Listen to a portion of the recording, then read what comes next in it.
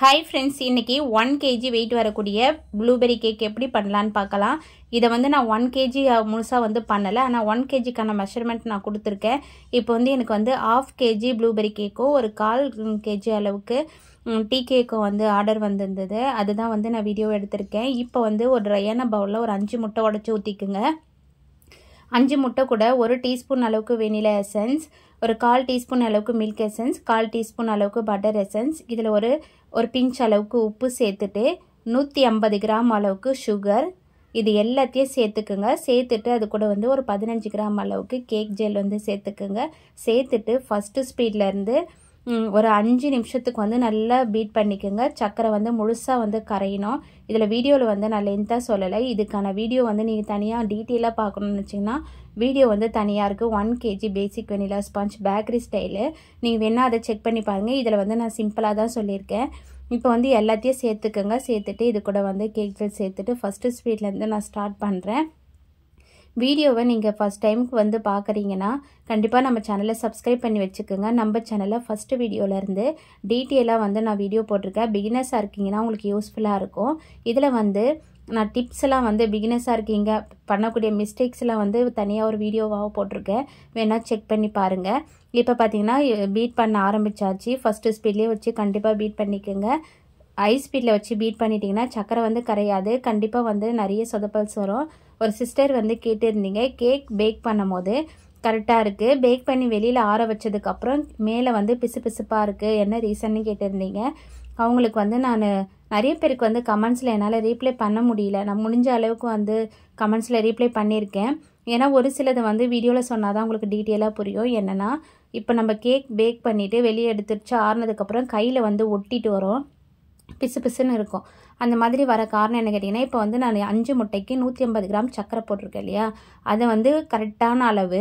நீங்கள் அது கூட வந்து எக்ஸ்ட்ரா சேர்த்துட்டிங்கன்னா சக்கரை கம்மியாக இருக்குது எக்ஸ்ட்ரா சேர்த்துட்டிங்கன்னா நீங்கள் என்ன தான் பீட் பண்ணாலும் சர்க்கரையோட அளவு வந்து அதிகமாக இருக்கும் போது மேல் லேயர் வந்து பிசு பிசுப்பாக இருக்கும். சில பேர் வந்து ஹோம்மேட் கேக் பண்ணும் போது பால் வந்து சேர்ப்பீங்க. கண்டிப்பாக வந்து பால் சேர்க்கணும்னு அவசியம் இல்லை.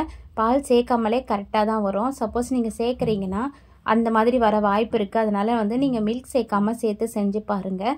இந்த மாதிரி நிறைய டவுட் இருந்ததுன்னா நான் ஒவ்வொரு வீடியோலையும் ஒவ்வொரு டவுட்டை வந்து கிளியர் பண்ணுறேன். அதேமாரி மேல் லேயர் வந்து டாப் ராட் மட்டும் ஆன் பண்ணிவிட்டு ஒரு 2 மினிட்ஸு ஆன் பண்ணி விட்டுட்டு பேக் பண்ணி எடுத்திங்கன்னா அந்த பிசு பிசுப்பு இருக்காது. ட்ரை ஆகிட்டு கேக் வந்து சூப்பராக பர்ஃபெக்ட் ஃபினிஷிங்கில் கிடைக்கும். இப்போ பார்த்தீங்கன்னா இதில் வந்து 150 கிராம் அளவுக்கு மைதா மாவு போட்டு ஃபஸ்ட்டு ஸ்பீடில் வச்சுட்டு எல்லா பக்கமும் நல்லா மிக்ஸ் ஆகிற மாதிரி நல்லா மிக்ஸ் பண்ணி விட்டுட்டு ஒரு 50 கிராம் அளவுக்கு ஆயில் சேர்த்து ஃபஸ்ட்டு ஸ்பீடில் வச்சுட்டு ஒரு 1 மினிட்டுக்கு வந்து நல்லா பீட் பண்ணி எடுத்துக்கலாம். இது வந்து ஆயில் சேர்த்து பீட் பண்ணுறது முக்கியமான ஸ்டெப்பு.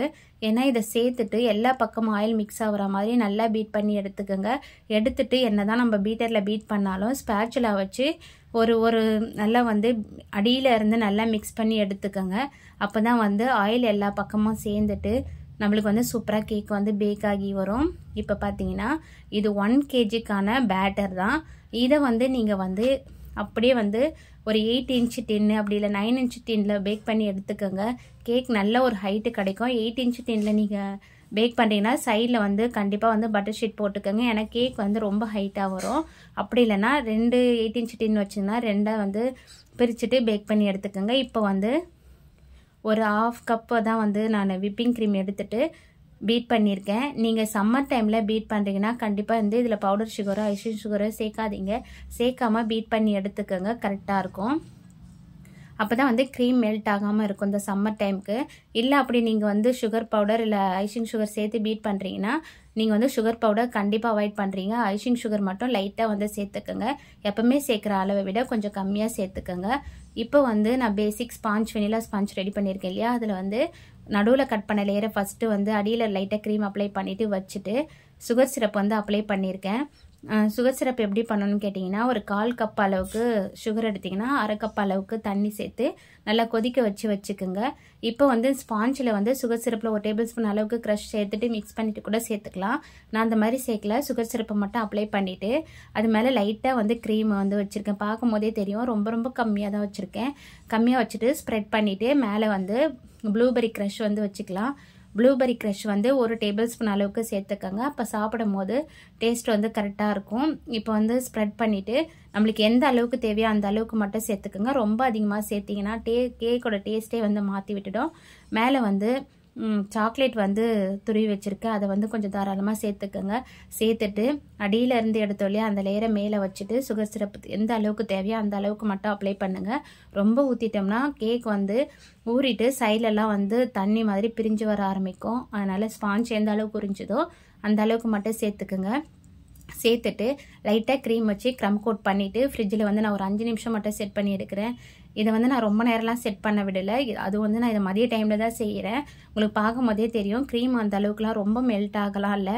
இப்போ க்ரம் கோட் பண்ணிவிட்டு ஃப்ரிட்ஜில் 5 நிமிஷம் மட்டும் வச்சுட்டு மெயின் கோட்டும் பண்ணிட்டேன். இன்றைக்கி வந்து டக்குன்னு ஒரு 10 நிமிஷத்தில் வந்து நான் எல்லாத்தையுமே முடித்து எடுத்துட்டேன்.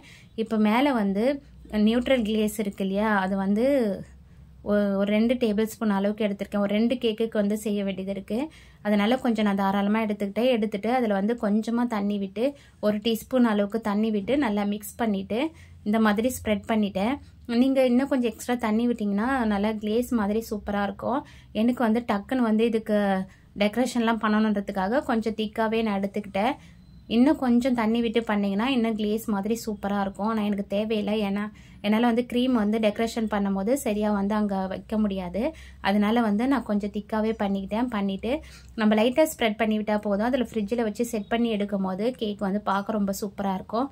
இப்போ பார்த்தீங்கன்னா தெரியும், நான் உடனே வந்து மேலே வந்து ரோசெட் நாசில் வச்சு குட்டி குட்டி ஃப்ளவர் மாதிரி போட்டு எடுத்துக்கிட்டேன். அதே நாசில் வச்சு கீழவும் வந்து ரொம்ப குட்டி குட்டியாக வந்து பார்டரும் கொடுத்து எடுத்துக்கிட்டேன். ரொம்ப சூப்பராக இருந்தது பார்க்கவே. கேக்கோட டேஸ்ட் வந்து ரொம்ப அருமையாகவும் அட்டகாசமாகவும் இருந்ததுன்னு சொல்லியிருந்தாங்க.